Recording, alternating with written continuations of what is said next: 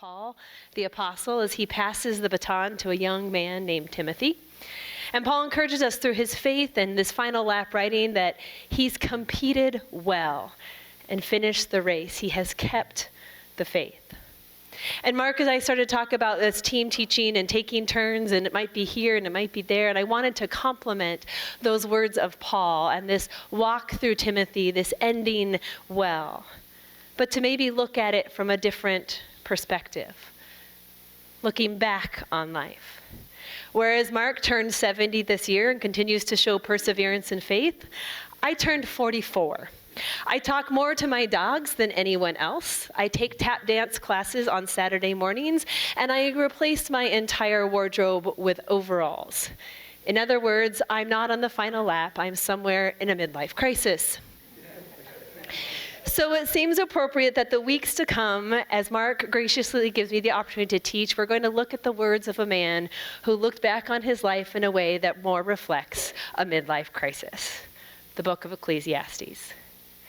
Today, by way of introduction, we're going to look at kind of a quick overview, the primary theme in Ecclesiastes, and then we're actually going to look at the epilogue, the conclusion. As we press on and look back, we will spend time coming in the weeks to come asking what it all means. So will you pray with me this morning? Dear Lord, while we declare our faith in your mighty hand, while we trust in your great salvation, while we cling to your perfect promises, we also know that we live in the confines of that which is under the sun, the here and the now.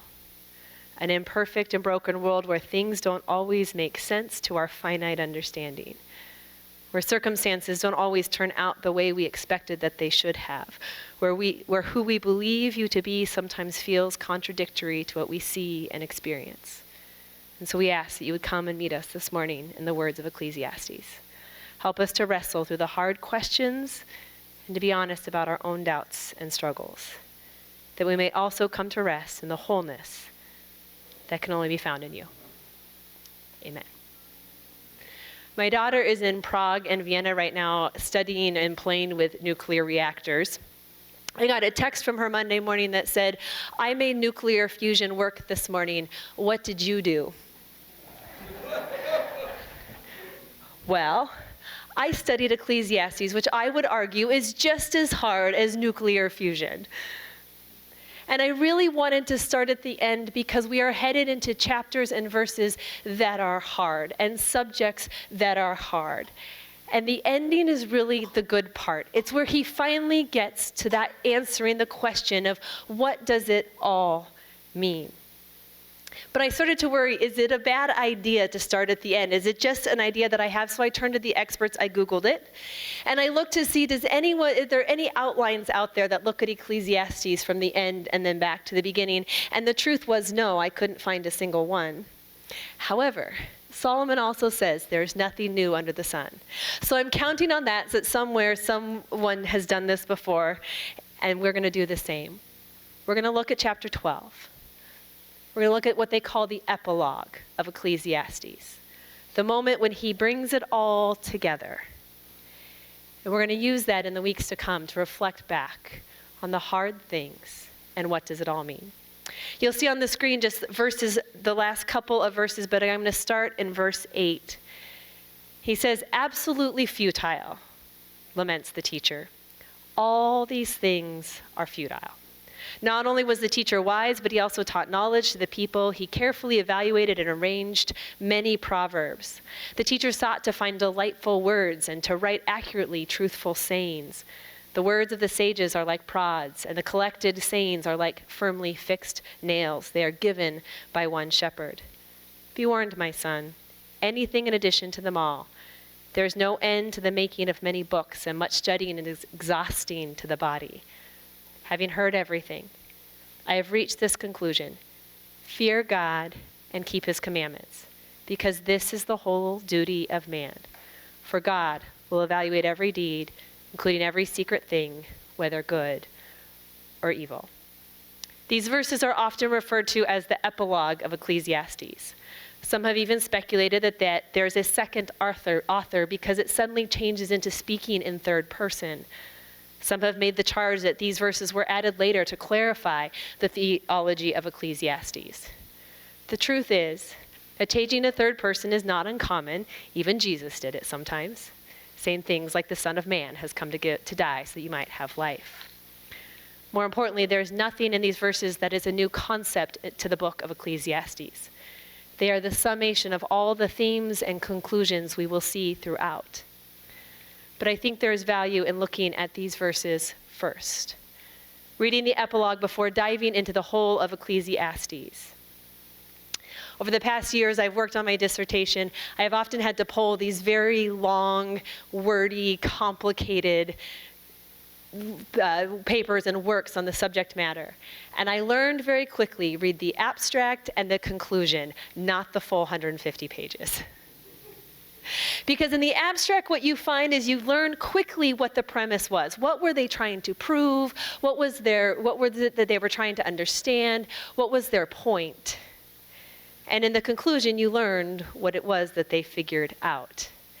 And then all the complicated variables and subvariables and controls and limitations make a whole lot more sense. And by starting here, we will find the same with the book of Ecclesiastes. Ecclesiastes is complex and often confusing. It is the book of the Bible you would never want to open randomly and pick a verse and build your life off of it. You might end up doing some kind of crazy things.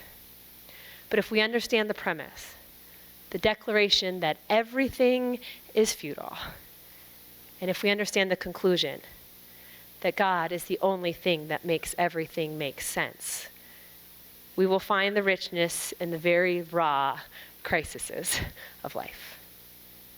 To put the epilogue into context, we want to first look at the book of Ecclesiastes as a whole. Ecclesiastes comes from the derivative that means preacher. It is words spoken to the congregation. It is written in a unique and somewhat newer form of Hebrew compared to other books of the Old Testament. It is found in what we call the wisdom literature of the Old Testament. It is not law or revelation or history.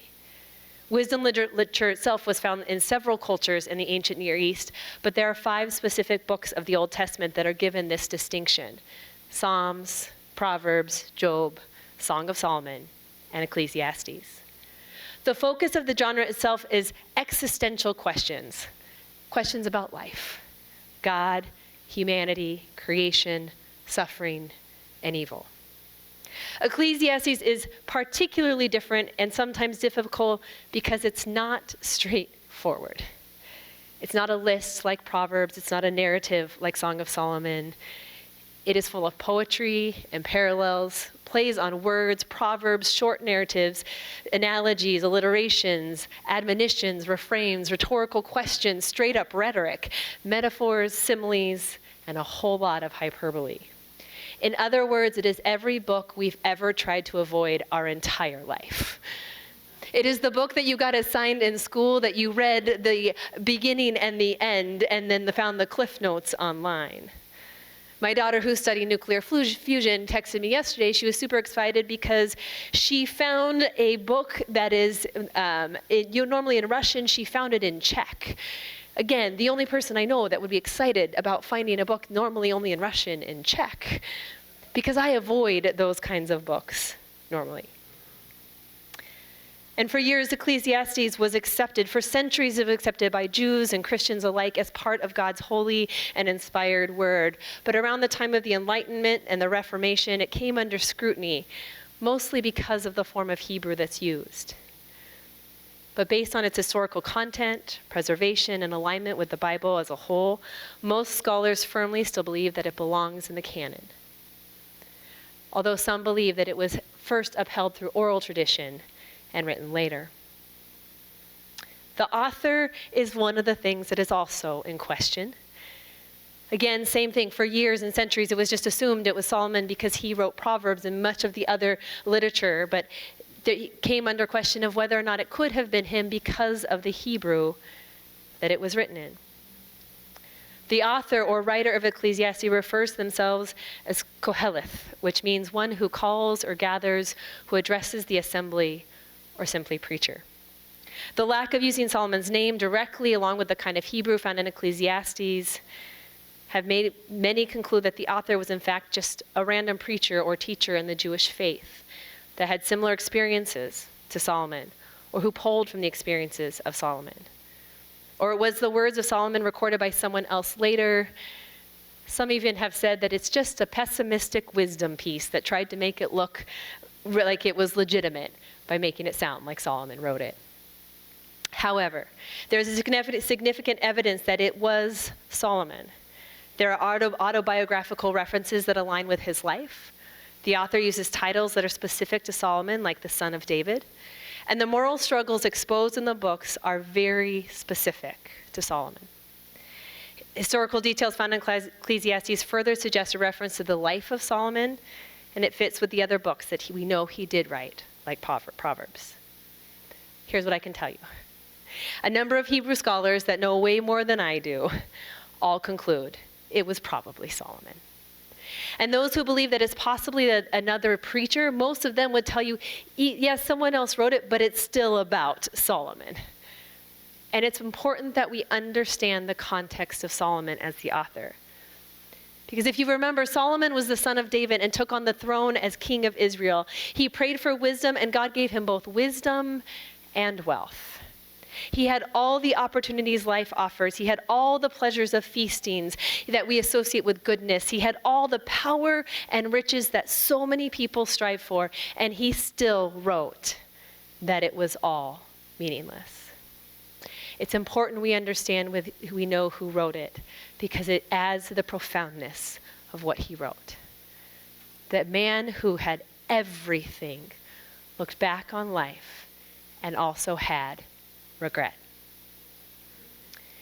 Not only was it likely and most likely written by Solomon, the context or perspective he gives is the term under the sun. We hear that term over and over again.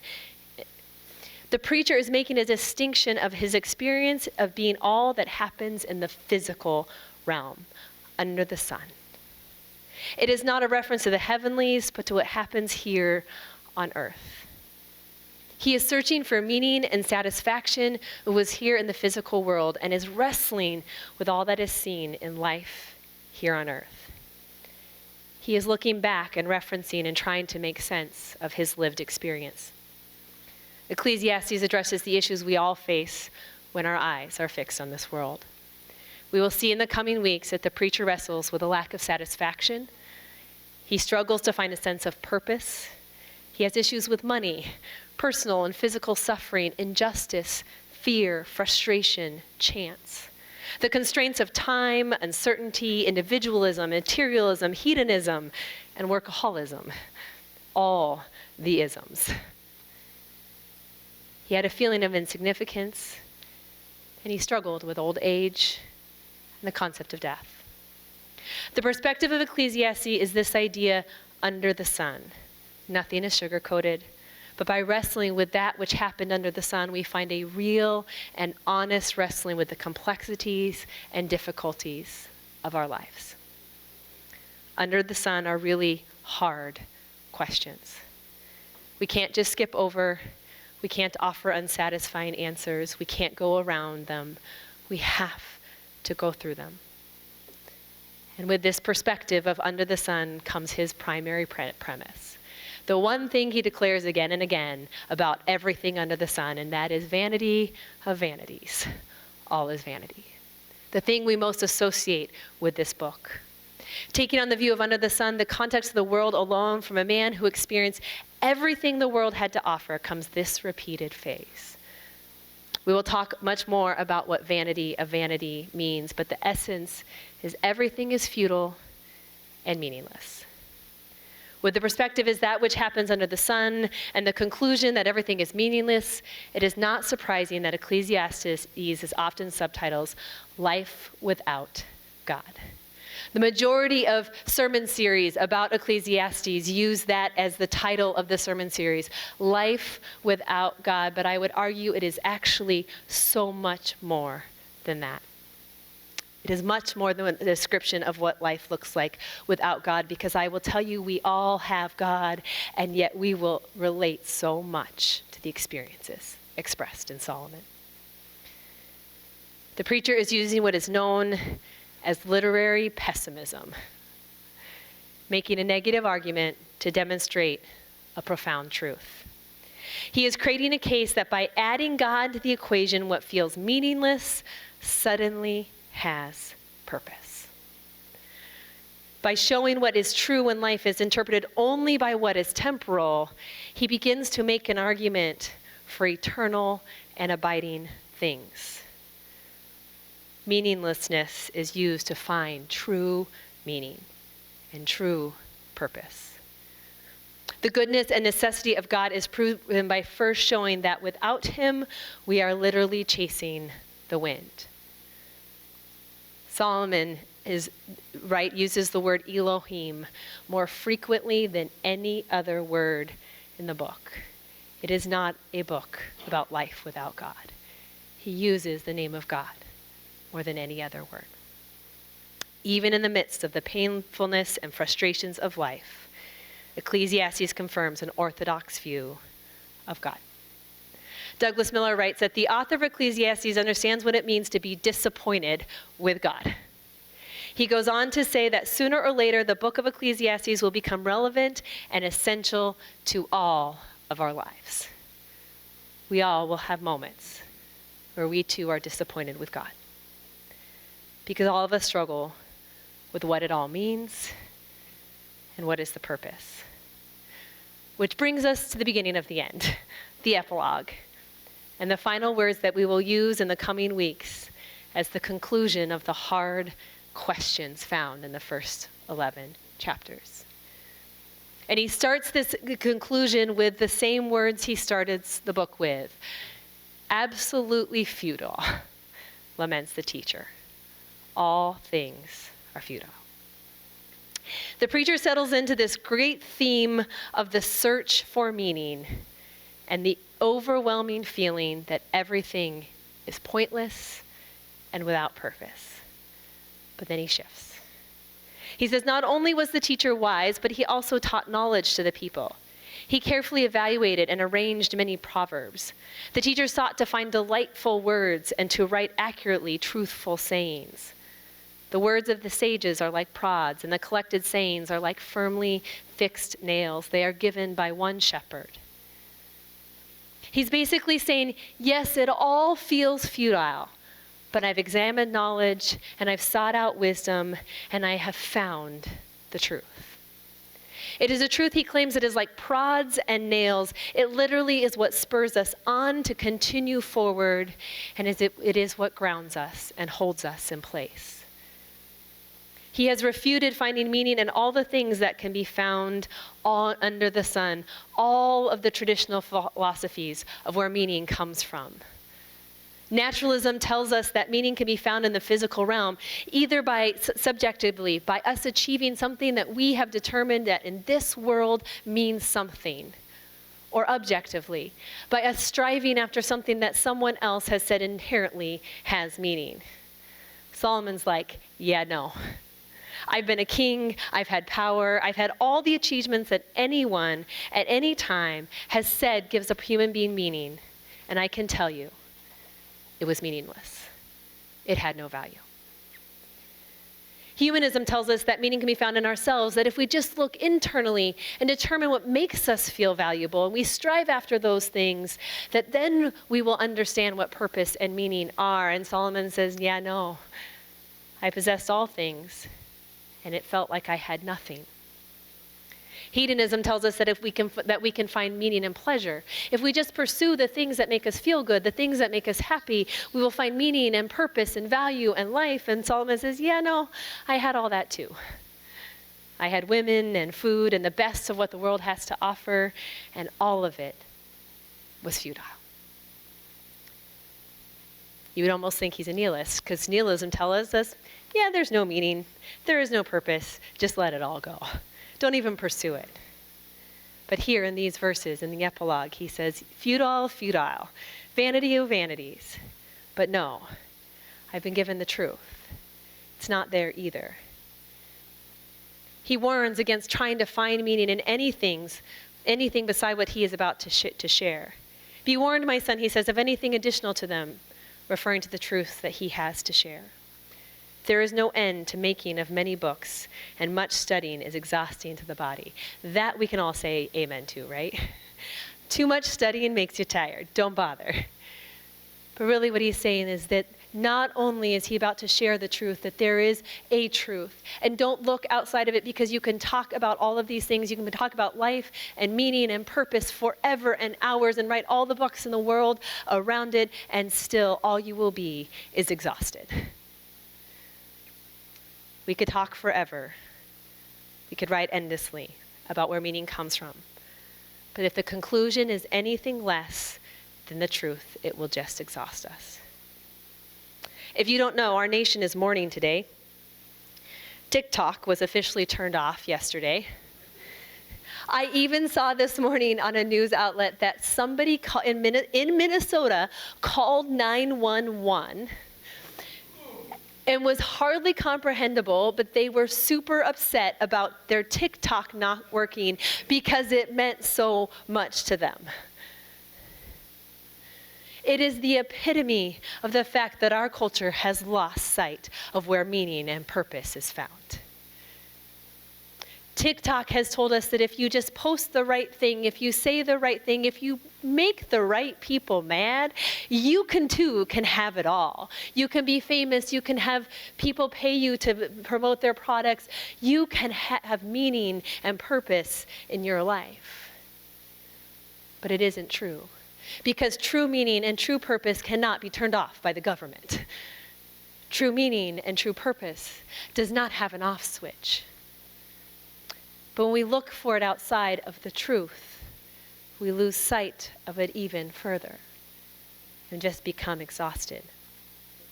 We live in a culture that has lost its purpose and meaning. There are books and musings that attempt to try to find it, and they come close. They point us in the right direction, but they still fall short of the truth. Viktor Frankl, a Holocaust survivor and a psychologist, wrote a very famous book called Man's Search for Meaning.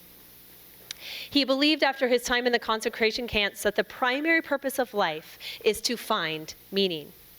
He wrote that this striving to find meaning in one's life is the primary motivational force in man. I think the meaning of our existence is not invented by ourselves, but rather detected. He later went on to say that he said, I turn to the detrimental influences of that feeling of which so many patients complain about today, talking about his patients, namely the feeling of the total and ultimate meaninglessness of their lives. They lack the awareness of meaning worth living for. They are haunted by the experience of their inner emptiness, a void within themselves, a vacuum manifesting itself mainly in a state of boredom. He warned of the danger of living without meaning, but he believed that the search for meaning was the primary motivational force for man, and that it can be found in three places: purposeful work, creativity, love, and finding courage in the face of adversity. Those are all good things. He understood that meaning was somehow found outside of oneself, that it was something to look for, something to go after. But I would tell you that Solomon would say, yeah, I had those things too. And it wasn't found there either. Frankl said it did not really matter what we expect from life, but rather what life expected from us. We needed to stop asking about the meaning of life and instead to think of ourselves as those who are being questioned by life daily and hourly. He has the correct sense that it's somewhere outside of us.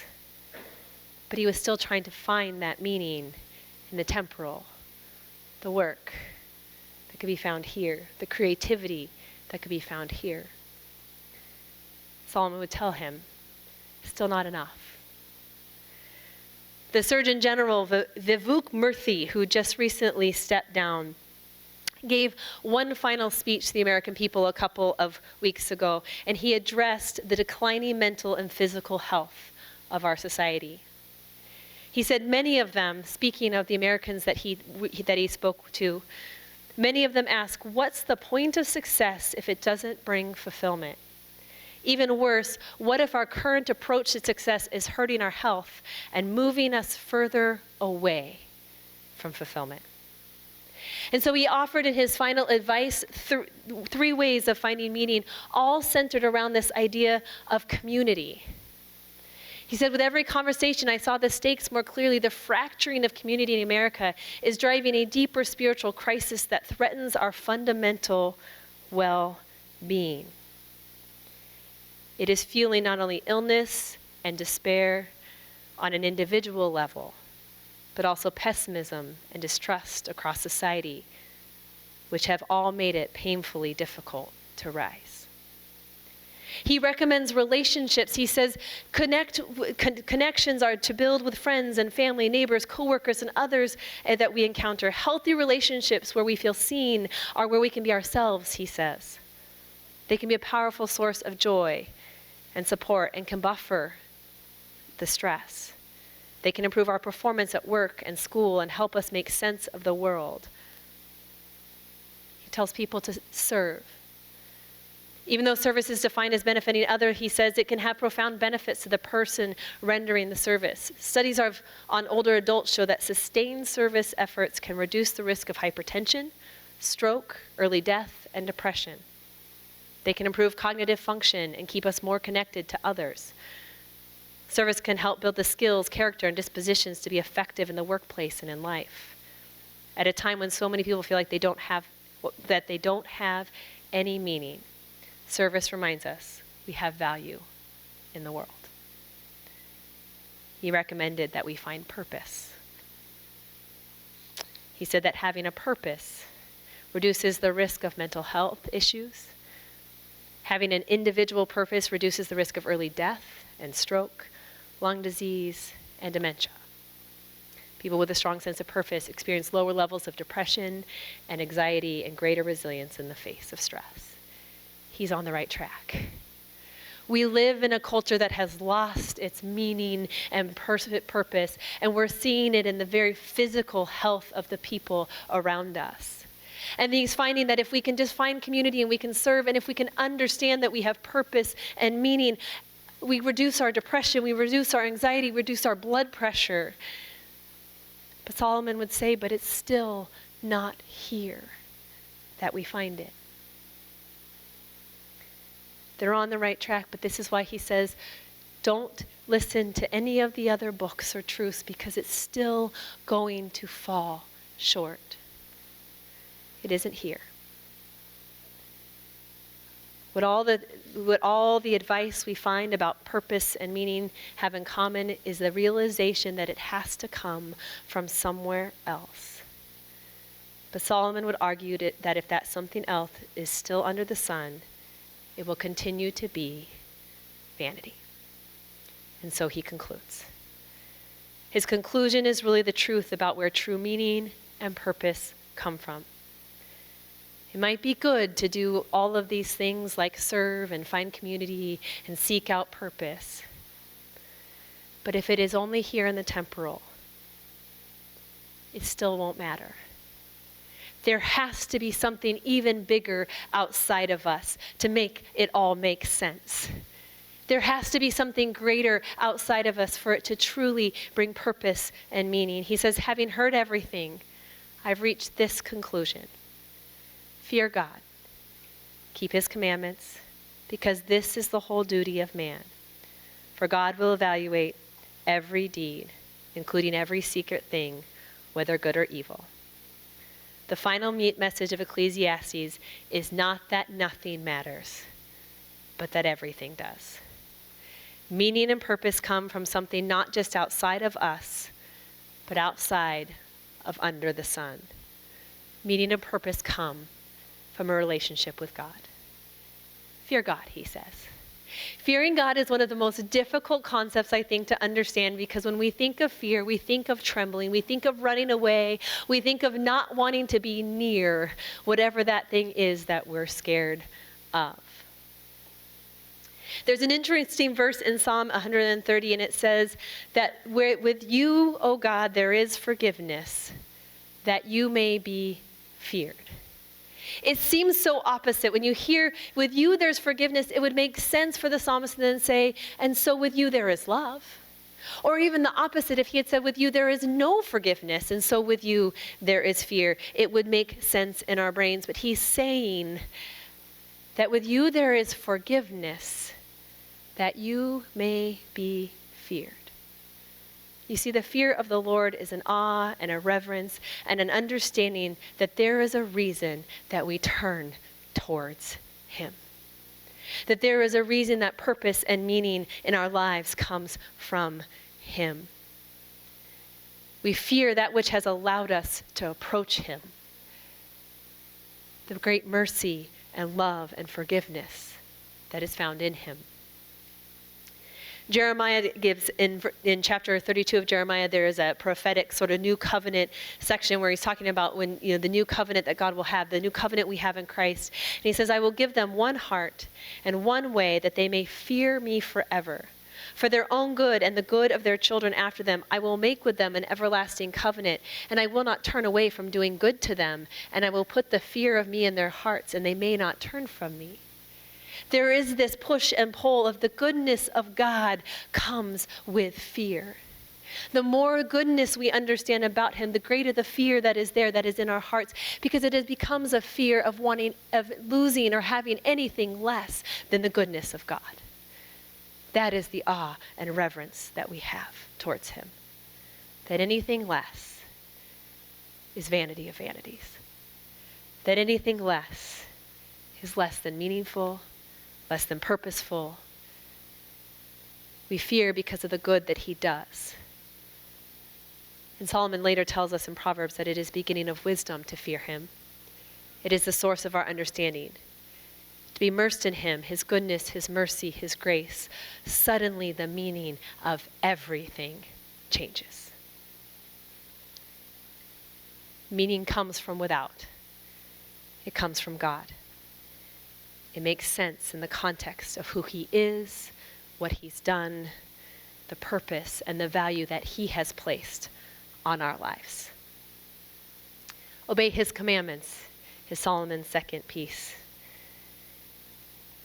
We all know the verses in Matthew where Jesus is asked, tell me how to fulfill the law. And he says, you shall love the Lord your God with all your heart and your soul and your mind. This is the great and first commandment. And a second is like it. You shall love your neighbor as yourself. To obey the Lord is not about our own self-centered piety, though it is about living for him and through him and according to his commands, but it is also about our love for one another. Isn't it interesting that the Surgeon General is so close to the truth? He's so close to saying, hey, there's something here, you guys. There is something that when we care about other people, when we create community in our lives, when we serve other people, our heart rate goes down, our blood pressure gets better, our mental health is better. There's something here. And you know what? God told us a long time ago what it is. It is our purpose and meaning found in him, to love him and love others. This is the love of God, that we keep his commandments, and his commandments are not burdensome. They are freedom. They are meaning. They give our life purpose, because they are to love him and love others.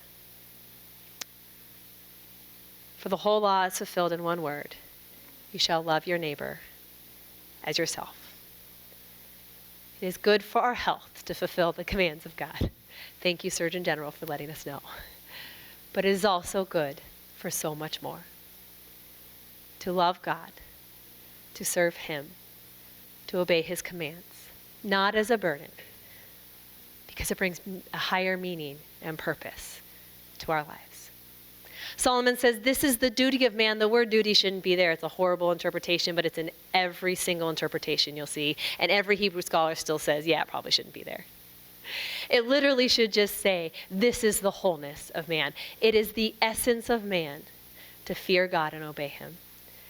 It's our purpose. It's what we were created for. To have relationship with God and relationship with one another is what we were made to do. It is our essence. That is why it is there that we find our meaning and our purpose. And in the final verses, he talks about how God will give account for all the things. In my mind, it is basically he's saying, remember eternity. Right now, here, it feels like there is injustice. It feels like none of this makes sense. It feels like everything is not going the way it's supposed to go. Everything means nothing. And he remembers in these final words that there is an accounting. There is a final victory in him. There is a hope of eternity. It's not a fear of the accounting, but it is a hope that God somehow, in all of this, there is redemption, there is reconciliation, there is hope, that in eternity, all things are made right. There is and will be an eternal accounting for everything we do. This is the complete opposite of believing that all is vanity and meaningless. It means that everything has meaning. Everything has importance, both for the present, but even more importantly, for eternity. Klinkner says, if God cares as much as this, nothing can be pointless. If he cares so much that there is a great reconciliation of all things in eternity, nothing can be pointless. This is the conclusion. This is where meaning comes from. This is where we will find our purpose, and this is where we will turn to in the weeks to come as we face the really hard questions of this experiment that we call life. Some of you know I love Blaise Pascal. He's one of my favorite philosophers, apologists, whatever you want to call him. But he firmly believed that we find meaning and understanding of God in the hard places. He believed that it was by talking about death that we began to understand the meaning and purpose of life, that it was by being open about the suffering that we were experiencing that we began to understand that the only fulfillment we would find could come from God. And he writes, happiness is neither without us nor within us. It is in God, both without us and within us. And I love that. You see, even the Surgeon General knows it's something outside of us that where we can find the meaning of God, where we can find happiness. But it is God in us. It is our relationship with him, and it is his work, which we don't have to do anything about. He just loves and shows us mercy and forgiveness because of the work of Christ, both without us and within us. In God is where we find meaning.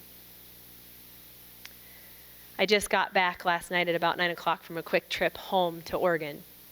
My stepdad has been on hospice or end of life for a while now. He had a massive heart attack about 2.5 years ago.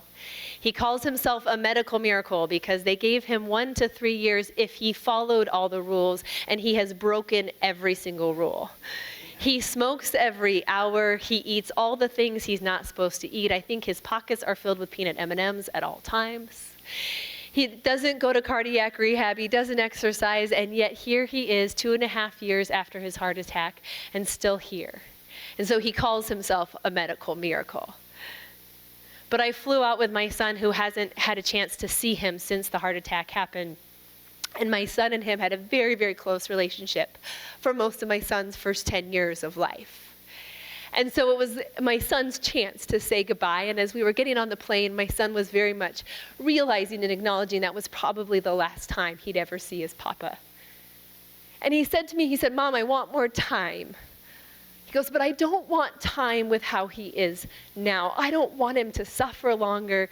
I don't want him to slow down more. I don't want him to go through any more pain."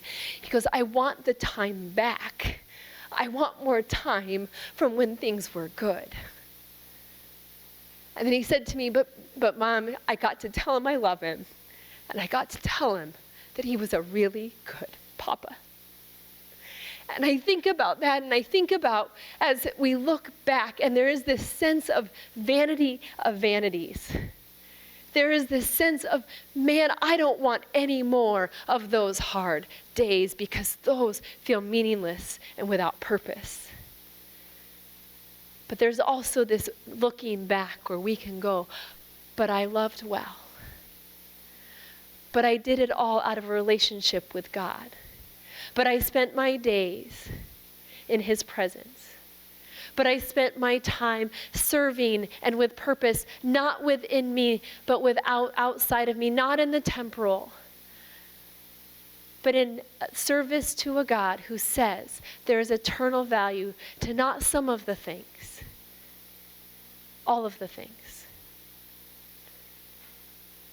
That is the looking back I want to do. That is the looking back as we look at the hard times and the hard questions that we can't go around and we can't go over, that we just have to go through. That we can look back and say, but I got to say, I love you. Because that is what Solomon is telling us, is the purpose and the meaning of it all. Obey God. Fear him. The summation of both being that we love the Lord our God with our whole heart, soul, and mind. And we love one another as he has loved us. Will you pray with me?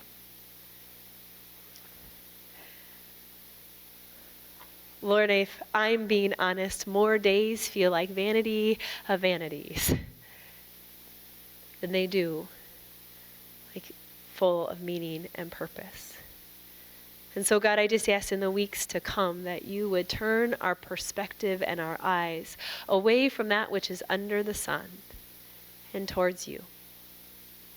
Would we not be satisfied with a definition of meaning and purpose in our lives that is anything less than all of you? Would we not be satisfied with anything less than your goodness and your grace and your forgiveness that we understand in fear of you? Would we not be satisfied with anything less than loving you and loving one another? And would you remind us, Lord, that that which makes no sense in here and now, that which feels as though it has no meaning or purpose in the here and now, that you are working eternal purposes through and in. We cannot go around it. We cannot go over it. We have to go through it. So may we find you in it. In Jesus' name, amen. Next week we'll go back to the beginning. We've got lots of verses about vanity of vanities, so be ready, because there's meaning even in that. Okay, I was told, don't rush. I got to get this right. Don't rush off, right? Don't rush off. Stick around. Anything else? Love you guys. That's right. How did I forget that? That was the most important one.